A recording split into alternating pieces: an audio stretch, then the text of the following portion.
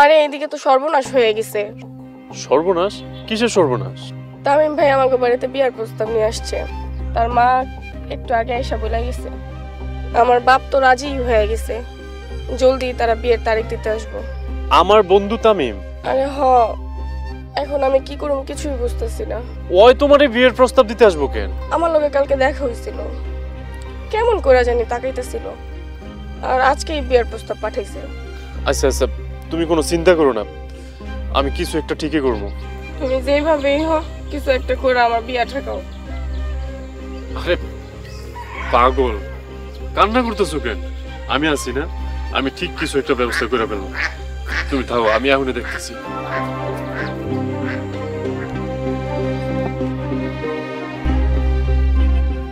বুঝলা ভাই, ইউরোপের জীবনটা হচ্ছে অন্যরকম। ওইখানে গেলে এই দেশে কেউ আসতে চায় না।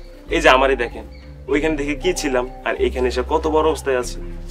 শুনছি ওই জায়গায় যাইয়া মানুষ ড্রেন পরিষ্কার করে, আর এই জায়গায় আইসা অফিসারে বাপ নেয়।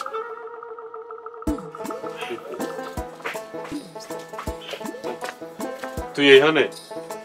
তোর লোক আমার কিছু কথা আছে। বল, কি বলছিস? ভাই তুমি একটু যাও তো।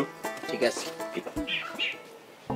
তুই নাকি মিলিকো বাড়িতে বিয়ের প্রস্তাব পাঠাইছস? হ্যাঁ দিয়েছি, কি হয়েছে? দেখ দোস্ত, মিলির লোক আমার অনেক দিনের সম্পর্ক, আমি ওরা ছাড়া বাঁচবো না।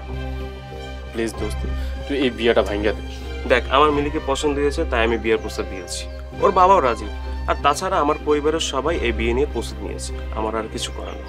দোস্ত তুই এমনটা করিস না। দেখ আমি মিলিরে অনেক ভালোবাসি, আর তুই তো চাইলে যে কোনো মেয়ে বিয়ে করতে পারবি।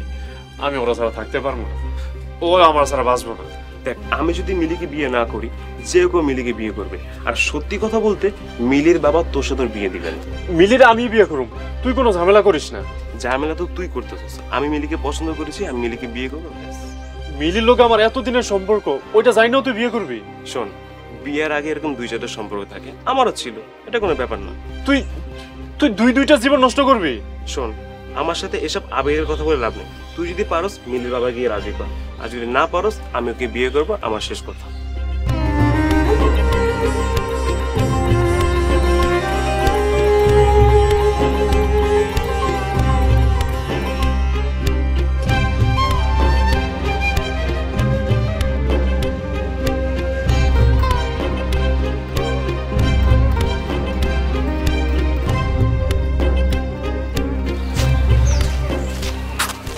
আসসালামু আলাইকুম কাকা। ওয়ালাইকুম আসসালাম। কাকা আপনার সাথে একটা জরুরি কথা আছে। কি করবে কাউ? সরাসরি কথাটা বলি কাকা, আমি আর মিলি দুইজনকে অনেক ভালোবাসি কাকা, আমরা বিয়ে করতে চাই। আর কিছু কইবা? না কাকা, আমার এই একটাই কথা, এবার আপনি কিছু একটা বলেন।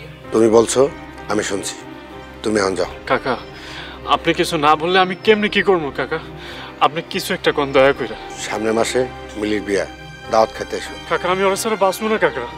আবেগ দিয়ে দুনিয়া চলে না, কেউ কারোর জন্য মরে না। চাচা চাচা আমি আপনার হাত জোর করতেছি চাচা, চাচা ওরে অন্য জায়গায় বিয়ে দেন না চাচা, আমি ওরা ছাড়া থাকতে পারবো না। ঠিক আছে, হাত ছাড়ো।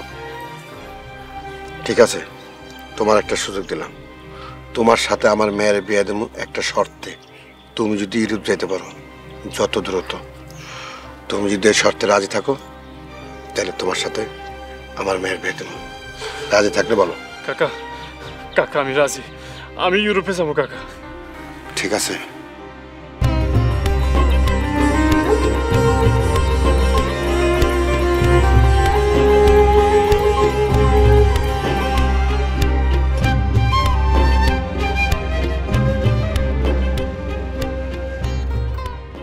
কি হয়েছে রে?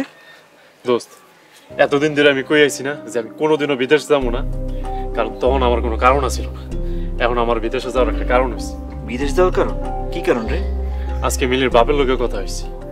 সামনের মাসে মিলির বিয়া, দাওয়াত খেতে এসো। কাকা আমি ওরা ছাড়া বাঁচবো না কাকা। আবেগ দিয়ে দুনিয়া চলে না, কেউ কারোর জন্য মরে না। চাচা চাচা আমি আপনার হাত জোর করতেছি চাচা, চাচা ওরে অন্য জায়গায় বিয়ে দেন না চাচা, আমি ওরা ছাড়া থাকতে পারবো না। ঠিক আছে, হাত ছাড়ো। ঠিক আছে, তোমার একটা সুযোগ দিলাম, তোমার সাথে আমার মেয়ের বিয়ে দেবো একটা শর্তে। তুমি যদি ইউরোপ যেতে পারো যত দ্রুত, তুমি যদি এই শর্তে রাজি থাকো, তাহলে তোমার সাথে আমার মেয়ের বিয়ে দেবো। রাজি থাকলে বলো। সবই তো শুনলি। আর আমার যে করে হোক বিদেশে যাইতে হইব। কারণ আমি কেমনে যাবো, কার মাধ্যমে যাবো, তুই একটু হেল্প করবি আমার। আমি তো বজলু দালালের মাধ্যমে সব করছি, টাকা একটু বেশি লাগবো কিন্তু কাজ হইব। টাকা আমি জোগাড় করবো নি, তুই বুঝতে পারলো কি আমার কথা কয়ে দে। দাঁড়া, তাহলে বজলু দালালের একটা ফোন দে।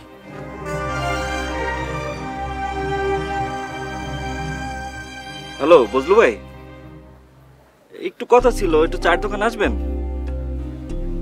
আচ্ছা ভাই, ঠিক আছে। কি হয়েছে? বজলু ভাই চায়ের দোকান আসতেছে, চল চল।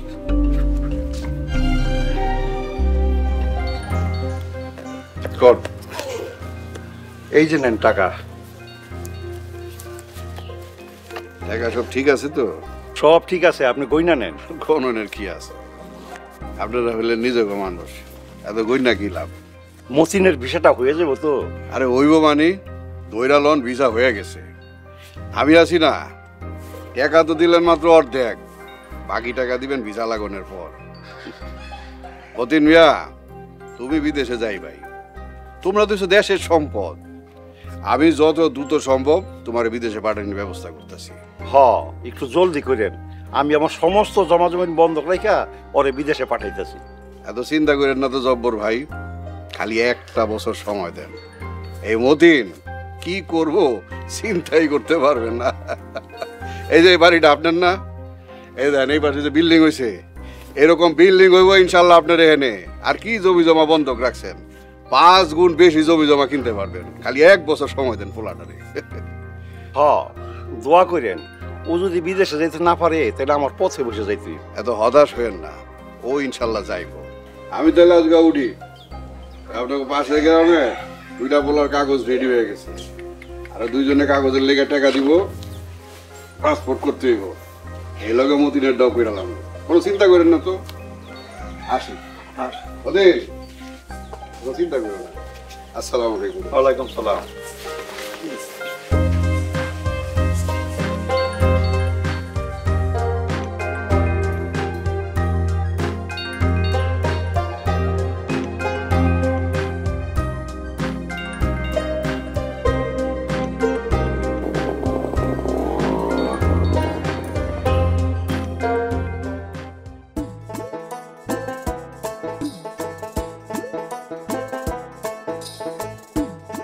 এটা কত ভাইয়া?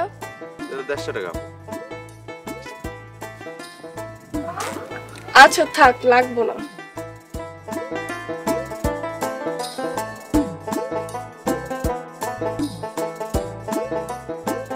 হাই, তুমি মিলি না? কেমন আছো? আরে তামিম ভাই না? আমি ভালো আছি, আপনি কেমন আছেন? বিদেশ থেকে কবে এলেন? এই তো কিছুদিন হলো। অনেক বছর পর দেখলাম আপনারে। তুমি যখন ছোট ছিলা তখন আমি বিদেশে গিয়েছি। অবশ্য তুমি অনেক বড় হয়ে গেছো, তোমাকে অনেক সুন্দর লাগছে, মাশাআল্লাহ। কি যে বলেন না তামিম ভাই। আচ্ছা আপনি কতদিন থাকবেন? 3 মাসের ছুটিতে আসছি, দেখি বাড়ানোর প্ল্যান আছে। আমা বলতেছে আমাকে বিয়ে করবে, তাই বিয়ে করার প্ল্যান আছে। বাহ, এটা তো খুব খুশির খবর। কাকি কই মেয়ে দেখতেছে, কোন গ্রামের? ভাবতেছি এই গ্রামে যদি মেয়ে আছে, অন্য গ্রামে মেয়ে খোঁজার কি দরকার? তুমি কি কও? আচ্ছা তামিম ভাই, আমি এখন যাই, আপনি বাড়িতে এসেন। আচ্ছা, এই নাও।